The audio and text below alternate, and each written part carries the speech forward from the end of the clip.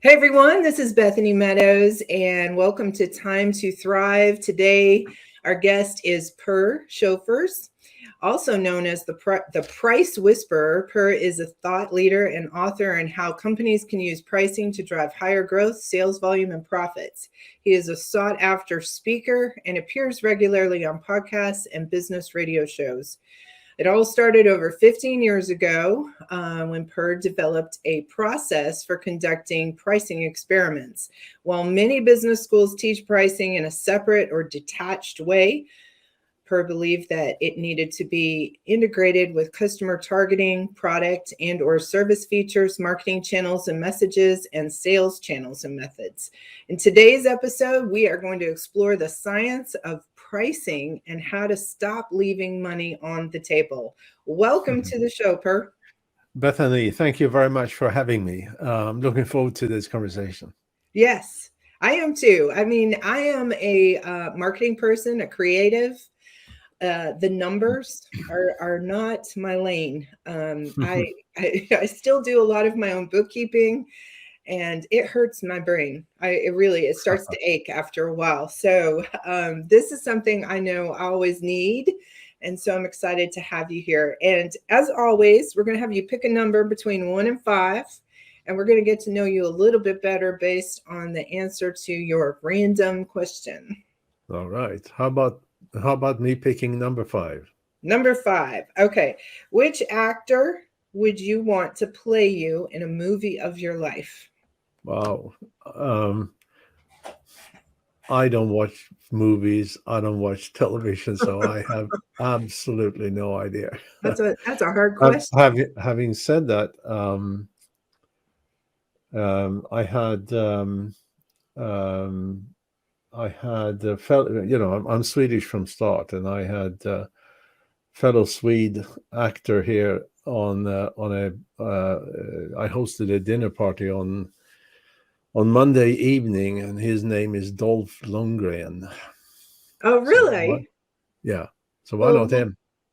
let's go with him. Yeah. Yeah, nothing wrong with that at all. I have a lot of people tell me that I look like Gina Davis, or I remind them of Gina Davis. So Yeah, that you do. probably would be mine. She's actually coming to town here in Birmingham. I don't know if it's a book tour she's on or what it is, Mhm. but so I read a little bit about your history. Why don't you share a little bit about how you ended up becoming a pricing expert? Because that's an interesting field to It's choose. unusual, and I know you think about you're into marketing, and pricing, of course, is one of the four P's of marketing.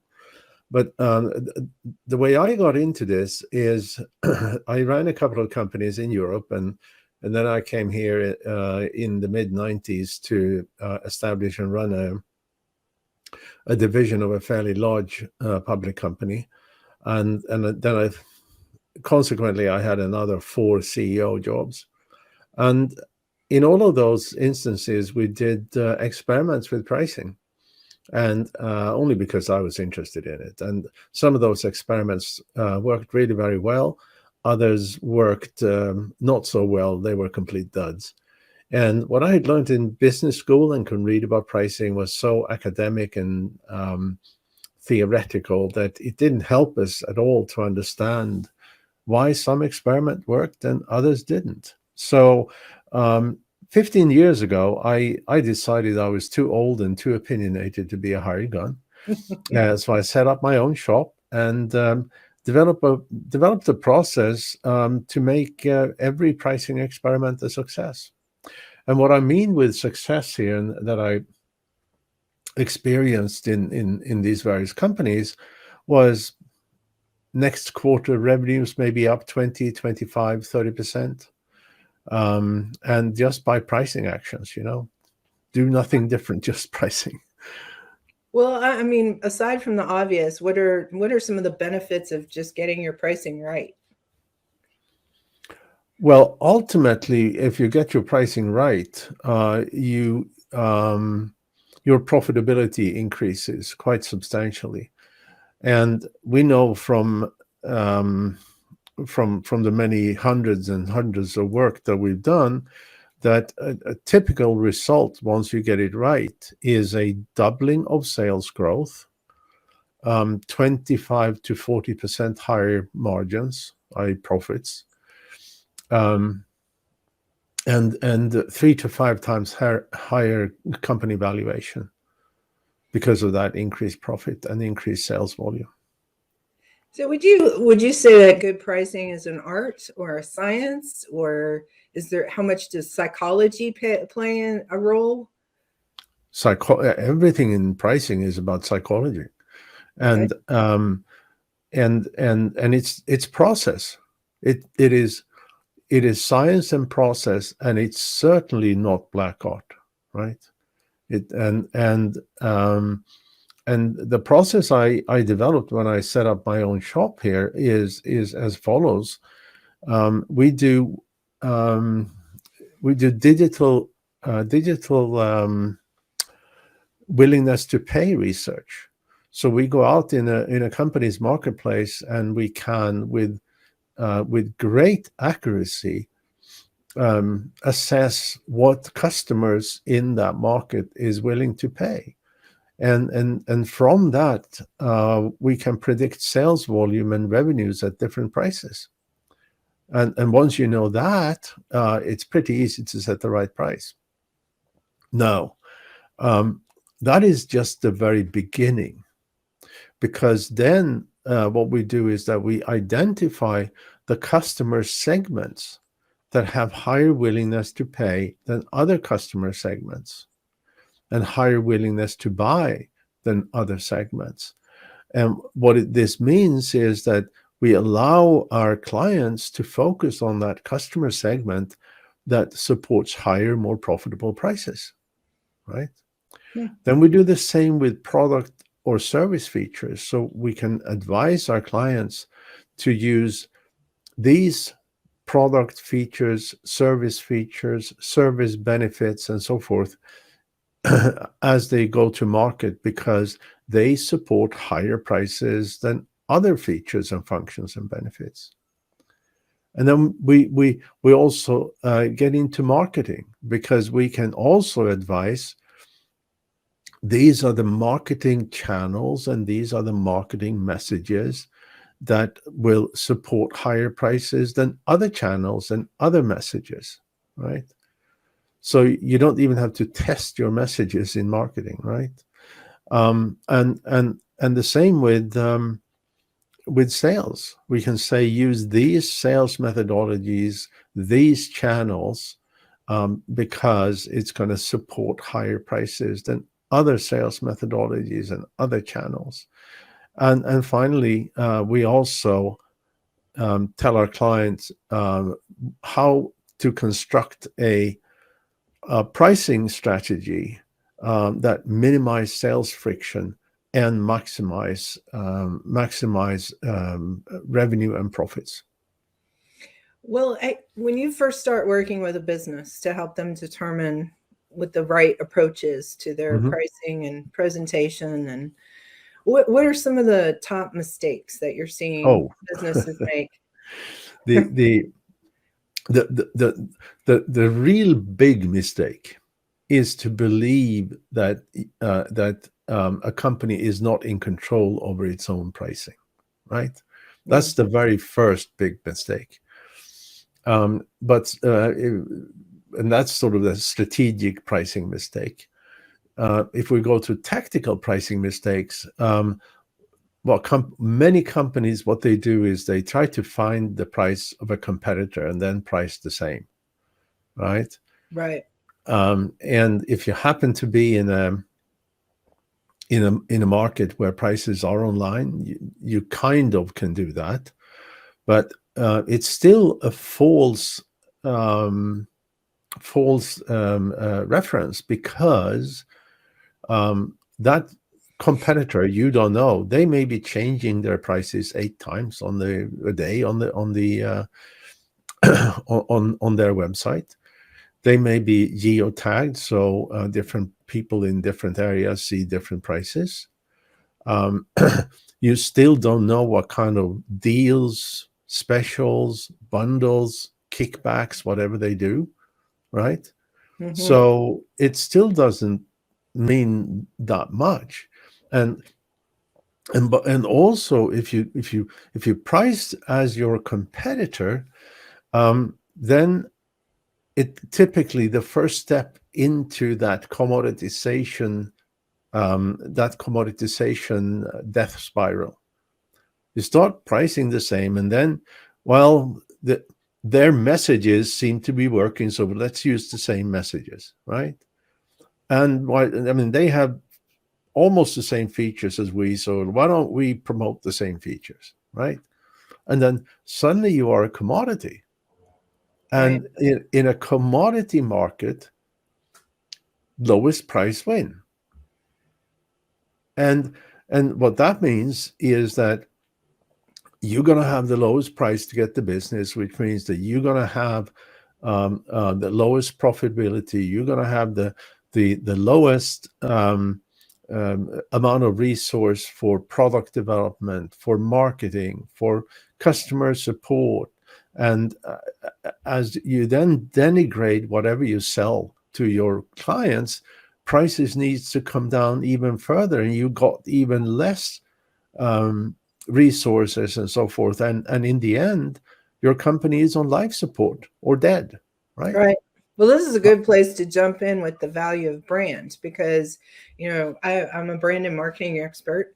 And I know that if I sell you a shirt that has a particular emblem on it, that you have a perception of quality, of higher value, but and I give you the option of a second shirt without that emblem on Mhm. it, and it's the exact same shirt, you're going to pay more for the one with the emblem on it because you have this perception of that brand.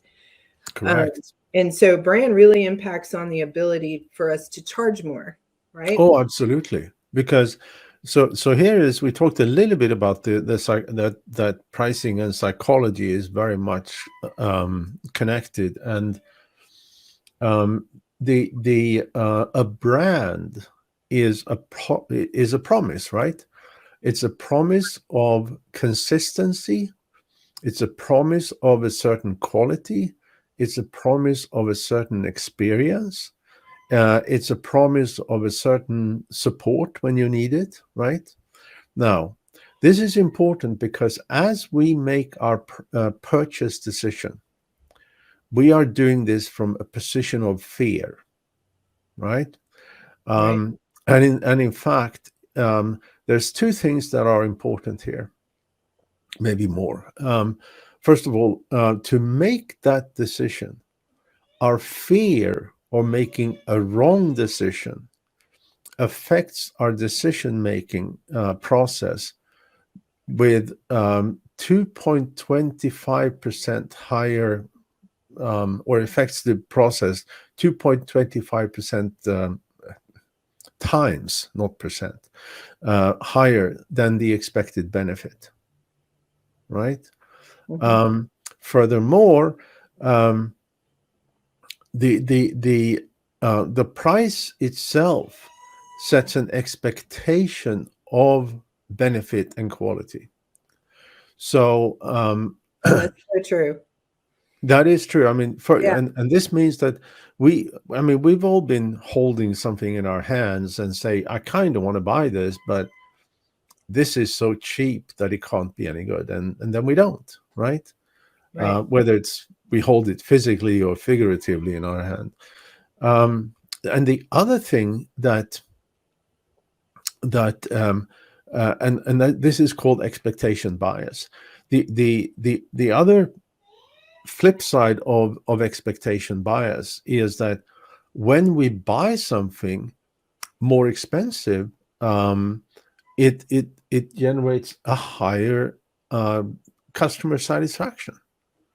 So, for example, um, a 5 cent aspirin is not nearly as effective as a 50-cent aspirin, right?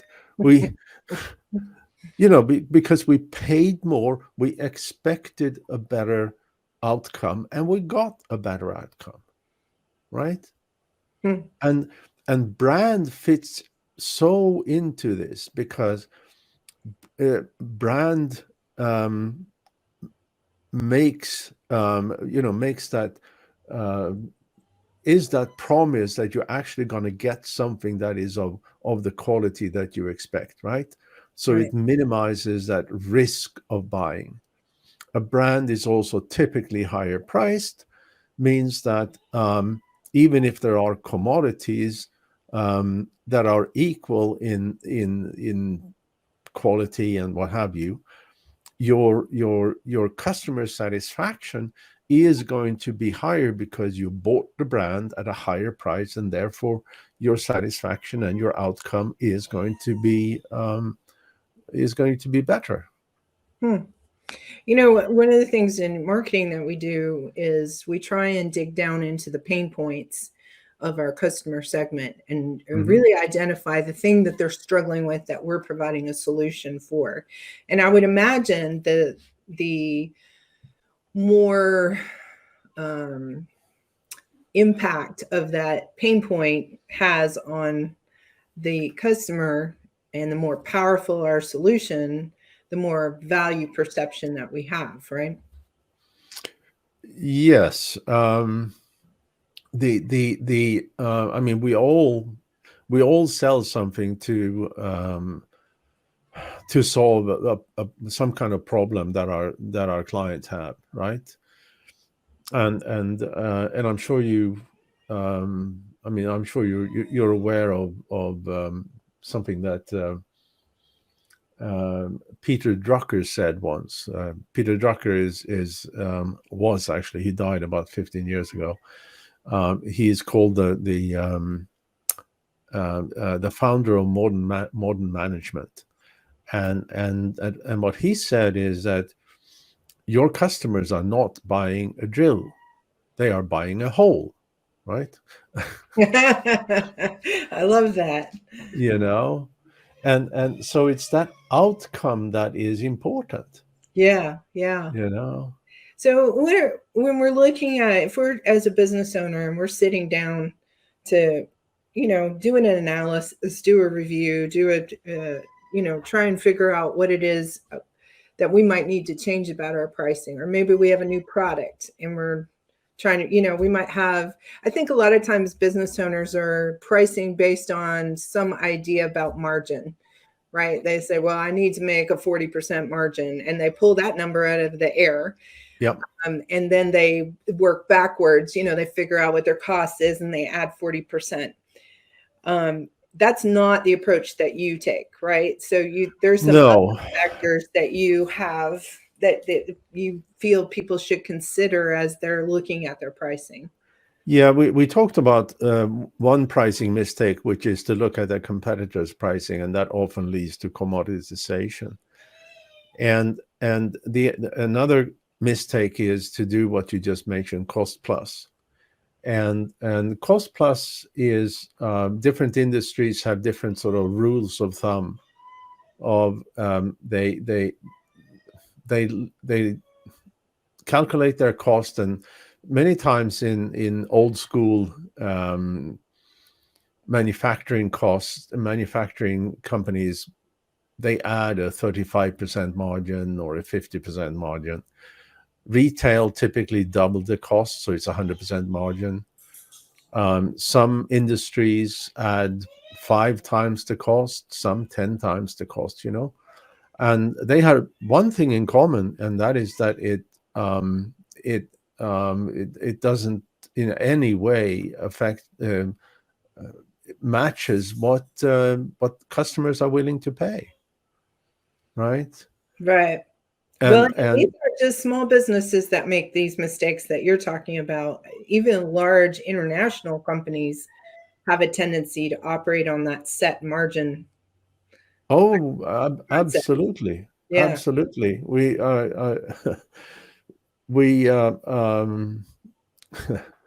we we're currently working with a company. They're about $9 billion, and they use cost plus, Yeah. right? And there's another problem, a couple of other problems with cost plus, and one is that any company have typically some products that are commodity, some products that are typically completely unique, and some that are somewhere in between. But they use the same rule of thumb margin for all of them, right? Um, so a very, and this is something you can do if you're a small company, and I'm saying products, but that of course including services too. Even if you're a small company, you look at your product or your services and you categorize them, right? A, B, C, for example. A being stuff that is unique, products that are unique. And for those, you increase your prices, you stop all discounting because they are unique. You know, and you identify maybe C products that are commodities, and for them, you have a pricing strategy where you can have your absolutely lowest possible price because that is where you're going to get the business. Right. And you work on trying to reduce the price. And then you have the B products in the middle. And then it's then it's about how can we make these B product into A products, right? So in an ideal world, you'll end up with a whole slew of A products for which you charge higher prices, no discounting, and drives a lot of profit to your company. And then you have C products that are being sold at low margin but at very high volume, right? So then you end up with a situation where you can eat and you have your cake, right? So lots of volume on one and lots of profit on the other, right? So is there some best practices that business owners can use when it comes to their pricing? Like, is there a kind of a checklist of, make sure that I look at this and make sure I look at that? What are some best practices? Well, so if we talk about very small companies, the my recommendation is to do I talked about there's something called expectation bias, and expectation bias is those two things. The price sets an expectation of quality and benefit, and if the price is too low, people won't buy it, Mm-hmm. right? If you are a very small business or a solopreneur, you come up with either a product or consulting services or coaching services or whatever. What you do, this is one way you can do this, is go out, find 25 potential buyers. Now, those are not your existing customers. They are not your existing prospects. They are certainly not friends, families, and stuff like that, Right. But 25 people that are brand new to you. Now, if you can't find 25 people, you have bigger problems than pricing. um, and then you describe your product or you describe your service. I mean, if it's a product, small products, you may have it with you.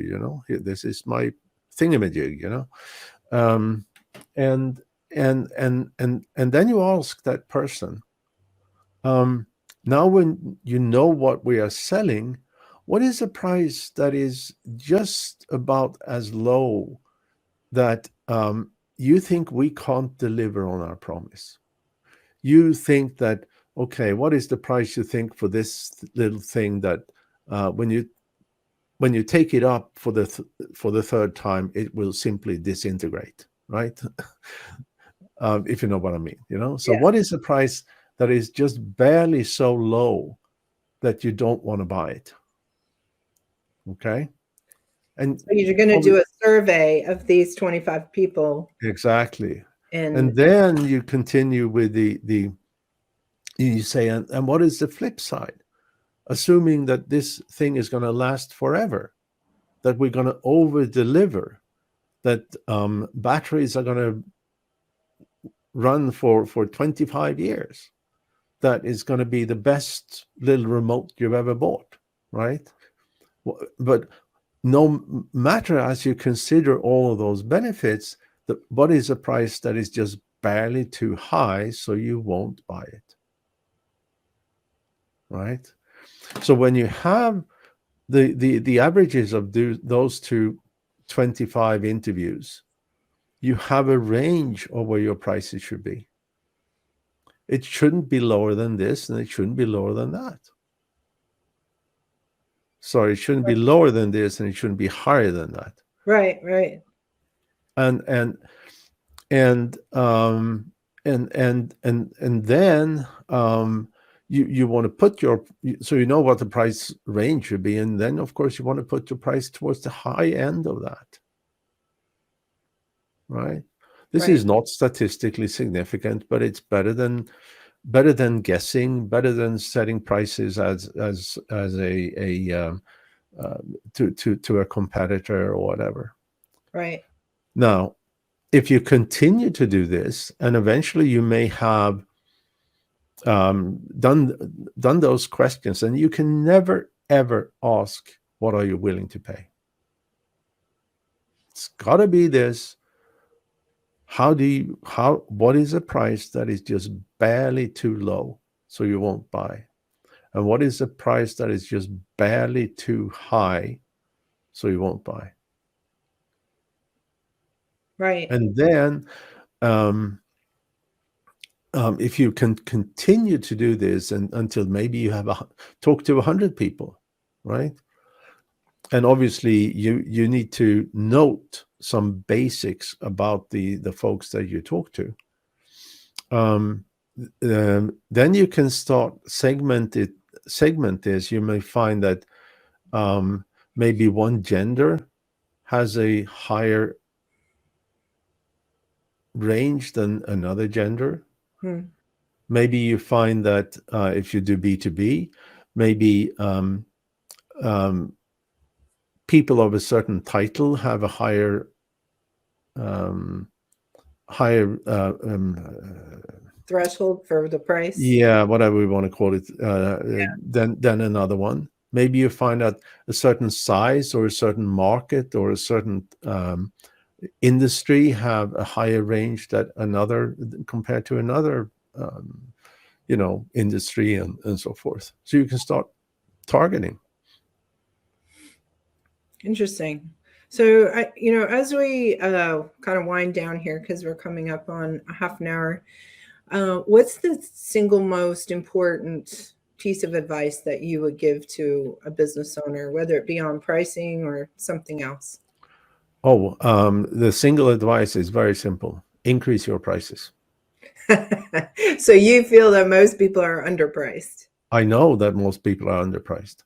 Interesting. But Okay. but it's also so that you increase your prices, and in many cases nothing will happen. You just make a little bit more money, right?